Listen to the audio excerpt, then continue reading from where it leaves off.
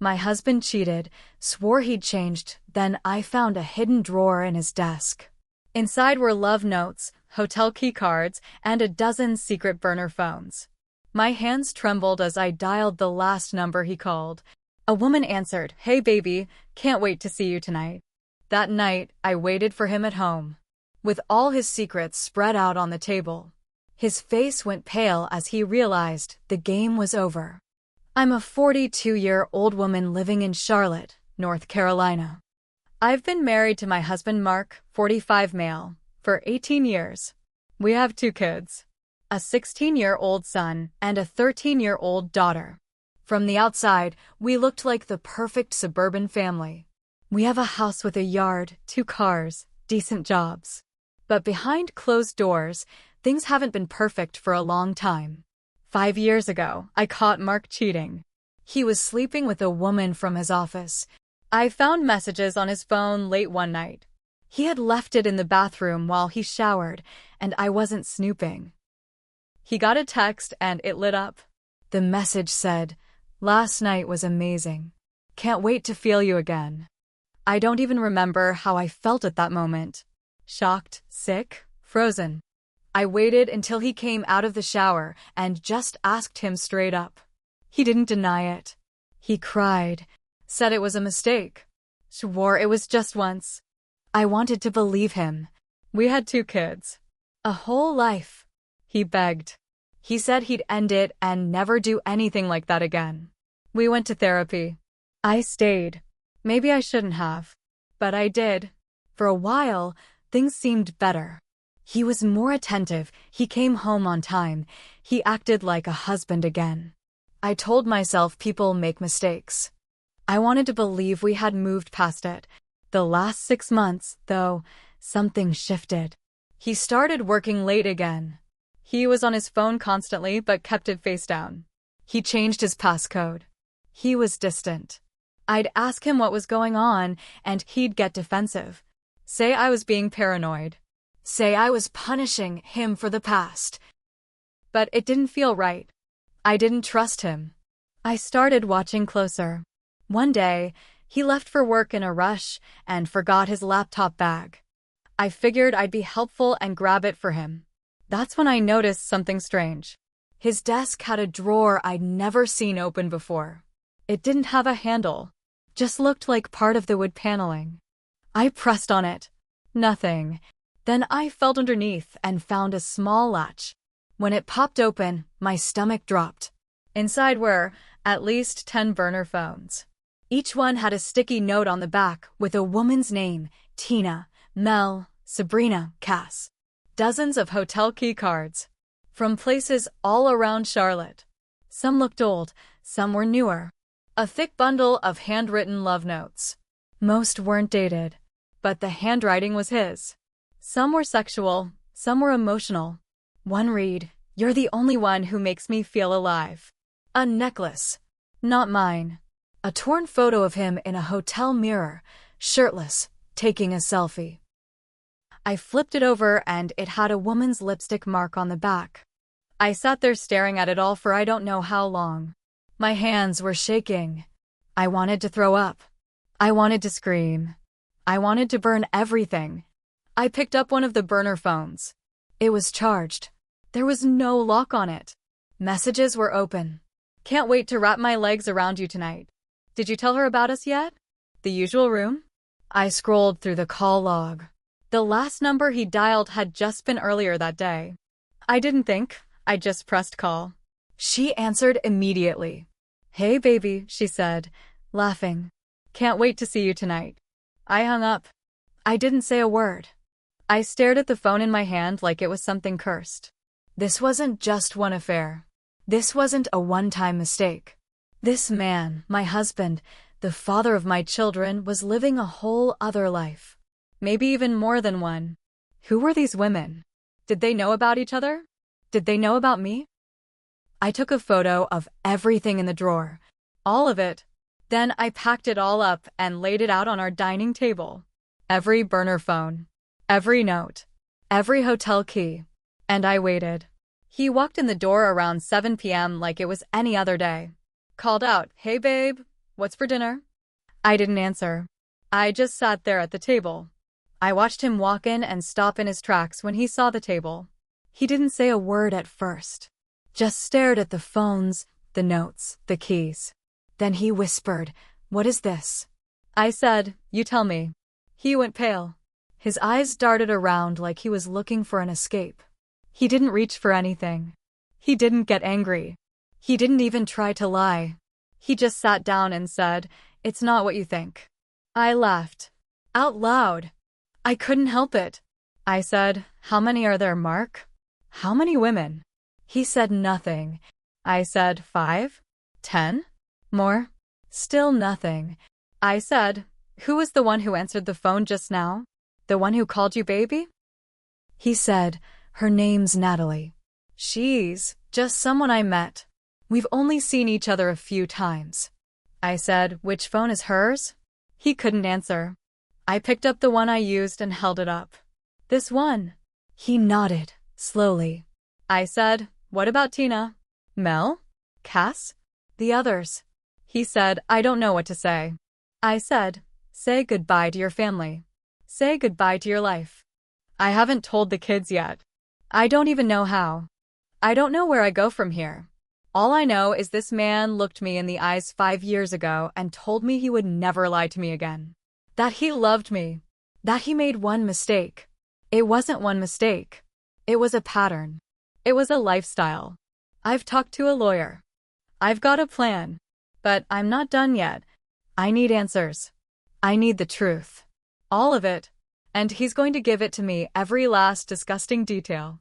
That night, after I laid everything out and Mark saw the full display of his lies, he didn't yell. He didn't scream. He didn't get defensive. He just sat down like a man defeated. But not guilty, just caught. I should have kicked him out right then. But I had too many questions. And deep down, I wanted to know exactly what he had turned into. So I made him sit. I made him talk. What came out of his mouth was worse than I expected. "That's the first thing he said." I blinked.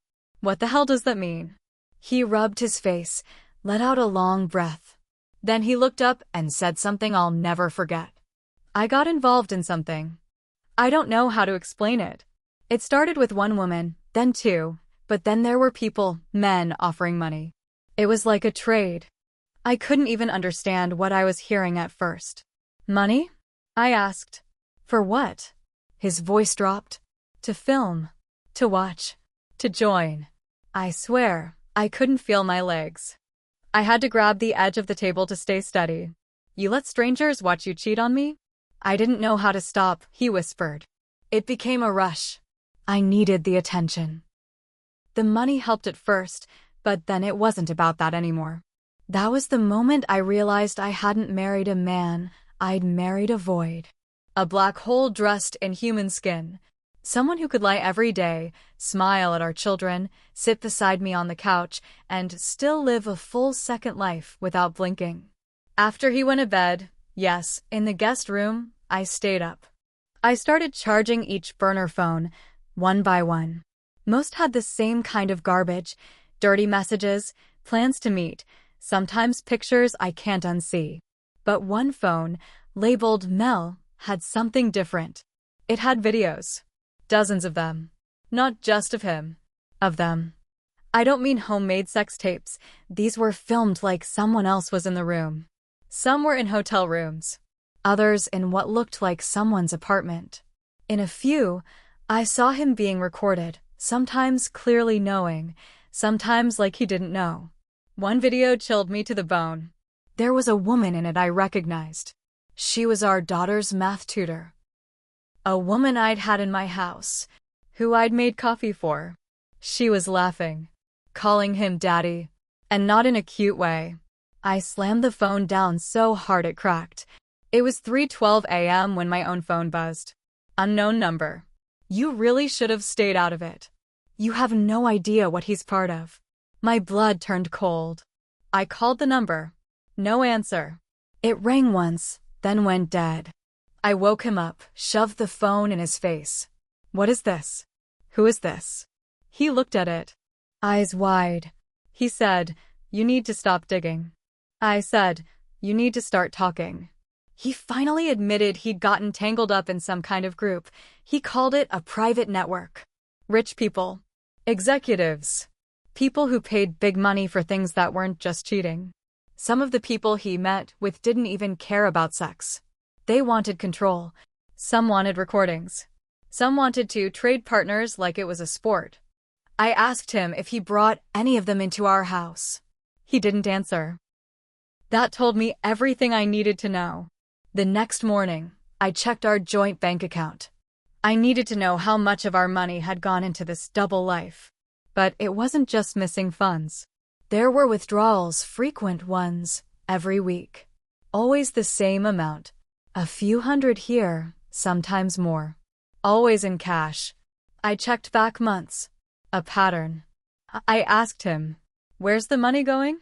He finally admitted he had a safety deposit box at a small bank across town. One I'd never even heard of. I didn't believe he'd tell me where, but he did. Maybe because he was tired. Maybe because he knew he couldn't lie anymore. I went. I told them I was his wife, showed ID. And, because it was under both our names, they let me in. Inside the box were things I never imagined. Photos. Of him with women. Some with men. Some faces were blurred out. One photo had 2 women with him, in what looked like our vacation cabin.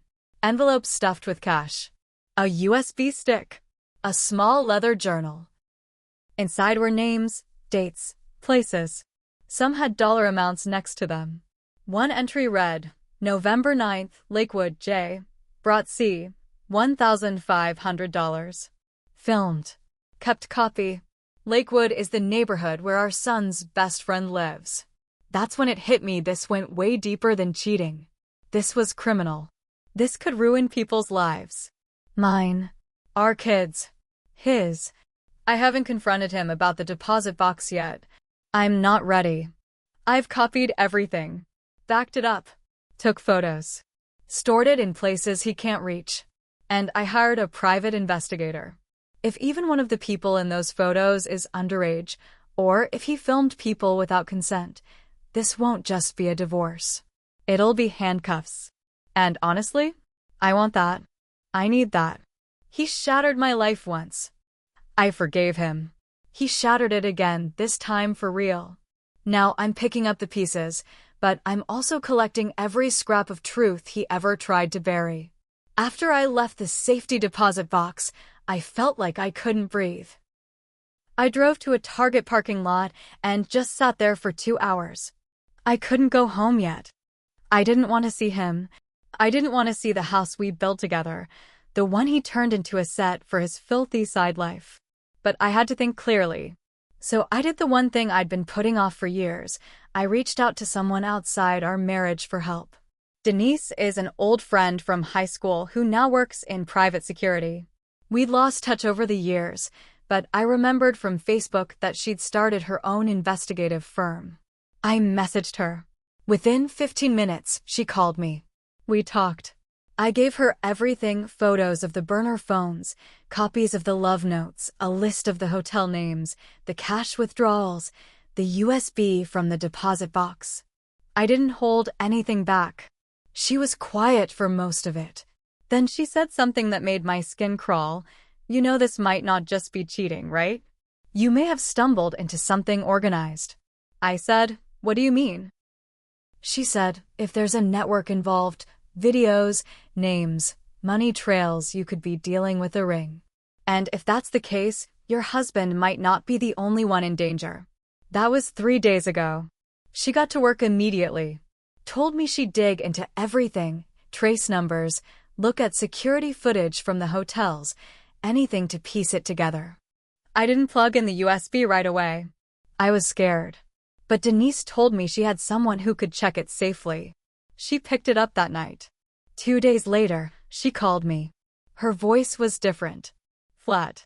Serious. But Host X? That name felt familiar.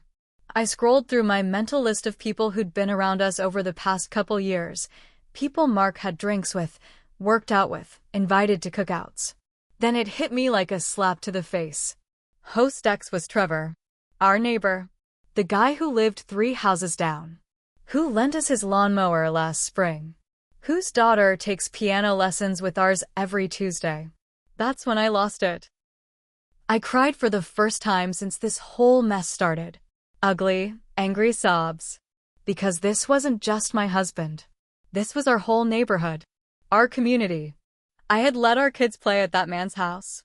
Then Denise dropped another bomb. She said, "There's one woman mentioned again and again in the logs. She's not part of the group. They talk about her like a target. There's a lot of obsession there." I braced myself. She said the name. My name. They were watching me. Mark, Trevor, and a couple others had been discussing me in their messages. Fantasizing. Sharing pictures. Some of them I didn't even know were taken. I felt like I was going to be sick. This wasn't about random affairs. This was about control. Power. Something darker than I'd ever imagined. At first, I thought he was hiding in shame. But then Denise called again. There was chatter on the message app. He was planning to run. I asked from me. She said, from everyone. One of the messages said, "She knows too much." He *cut up. He's out. That wasn't from your husband. That was from someone else. Someone warning him to disappear. I don't know where he is right now. But Denise thinks someone might have helped him vanish. Someone with more to lose than him. My house doesn't feel safe anymore. I've installed cameras. Changed the locks. Kept the kids out of school for a couple days. Made up excuses. I haven't told them the full truth yet. There are still names I don't know. Still messages being sent between people I thought were strangers, but might be part of this too. This isn't just a cheating story anymore. This is about something buried deep in the cracks of suburban life. A whole world operating behind fake smiles and weekend BBQs. I've kept everything. I'm building a case. Denise is helping me go to the authorities carefully. We need to do it smart, or someone could get hurt. I don't know what my husband was planning to do to me, or what Trevor still might try. She asked if I wanted to wait for a formal investigation. I said no. I said I wanted the truth out now. On my terms. So we made a plan. Mark was still missing. But Trevor, my neighbor, my daughter's piano buddy's dad, wasn't. And he was about to attend our neighborhood HOA meeting, held in the local community hall. About 40 people usually showed. A casual event. But everyone came. I knew that because we always did too. So I showed up. Denise came with me. She was dressed like anyone else, blending in. She had a flash drive in her bag, ready to plug into the projector when the time came. I sat in the 3rd row, right where Trevor could see me. He didn't look nervous. Didn't even flinch when he saw me. Just gave that same polite wave and fake smile he always did. Denise waited until his name was called for a short neighborhood improvement presentation he'd prepared. That was our moment. She walked to the front, like she worked there, and said, "Before we continue, someone submitted an urgent item for community safety. We've been asked to share this first." She plugged in the flash drive.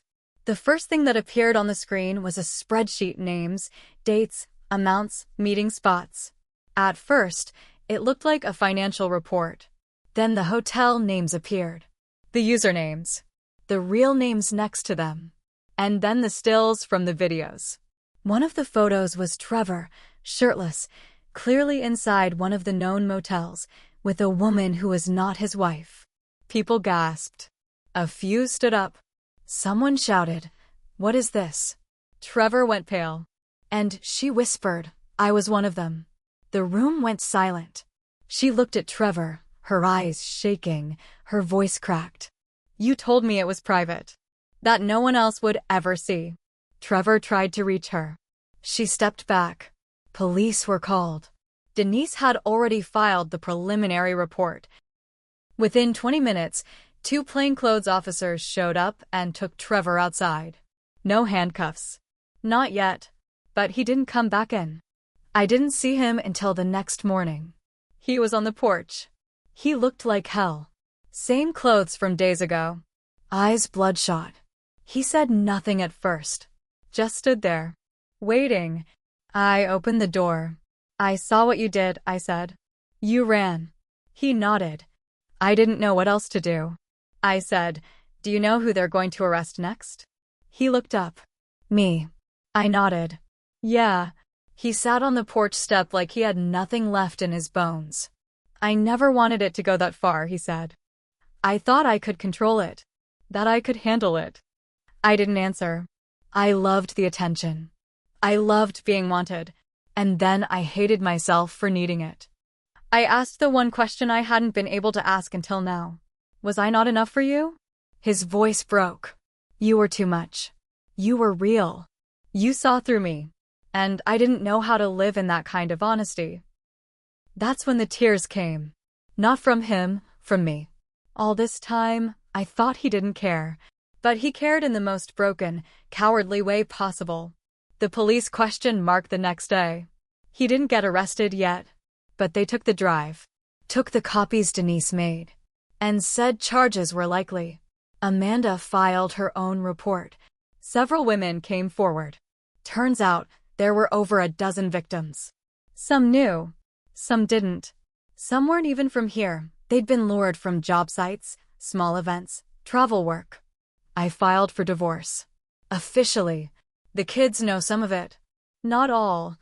I told them Dad made bad choices, that he hurt people, that he broke a lot of trust. My daughter cried. My son shut down. I'm getting them therapy. I'm getting myself therapy. People in the neighborhood don't look at me the same way anymore. Some avoid me.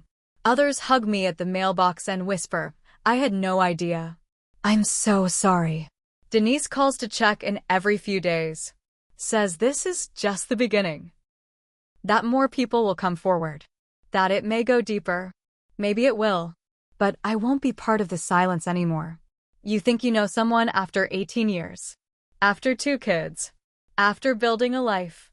But sometimes, you're just one unlocked drawer away from finding out you were married to a stranger. I still don't know why he did it all. Maybe he doesn't either. What I do know is this. I'm not the woman I was 6 months ago. I don't believe in fairy tales anymore. But I believe in truth. I believe in starting over. And someday maybe I'll believe in love again. But this time with eyes wide open.